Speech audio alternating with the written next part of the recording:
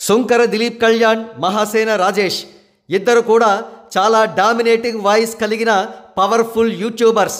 వీరిద్దరికీ కూడా లక్షల సంఖ్యలో సబ్స్క్రైబర్స్ ఉన్నారు. వీరి మాటే వేదం అని భావించే ఫ్యాన్స్ కూడా వీరికి ఉన్నారు. కాగా కోయిన్సిడెంటల్గా వీరిద్దరూ కూడా ప్రస్తుతం రాజకీయ విషాదంలో ఉన్నారు. వివరాల్లోకి వెళదాం. ముందుగా సుంకర దిలీప్ కళ్యాణ్ గారి విషయానికి వస్తే ఈయన స్థాయి మహాసేన రాజేష్ గారి కంటే కూడా పెద్దది అని చెప్పవచ్చు. ఎందుకంటే ఈయన పేరు మోసిన లాయర్ కూడా. జనసేన పార్టీకి స్ట్రాంగ్ సింపథైజర్. ఈయన వీడియోస్ జన సైనికులను ఎడ్యుకేట్ చేసే విధంగా ఉంటాయి. అపోజిషన్స్ని తూర్పారబడుతూ అనర్గళంగా సాగే ఈయన ప్రసంగానికి జన సైనికులు మెస్మరైజ్ అవుతూ ఉంటారు. సహజంగానే ఈయన జనసేనాని పవన్ కళ్యాణ్ గారికి ఇష్టుల్లో ఒకరిగా మారిపోయారు.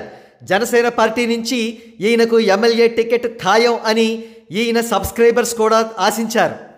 కానీ జనసేన పార్టీకి పొత్తులో భాగంగా దక్కిందే 21 సీట్లు.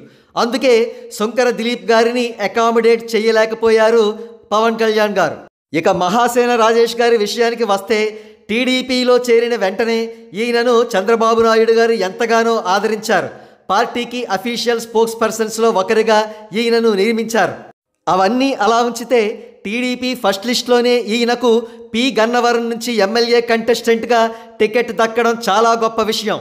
కానీ దురదృష్టవశాత్తు ఈయనది సుంకర దిలీప్ గారిలా క్లీన్ ట్రాక్ రికార్డు కాదు.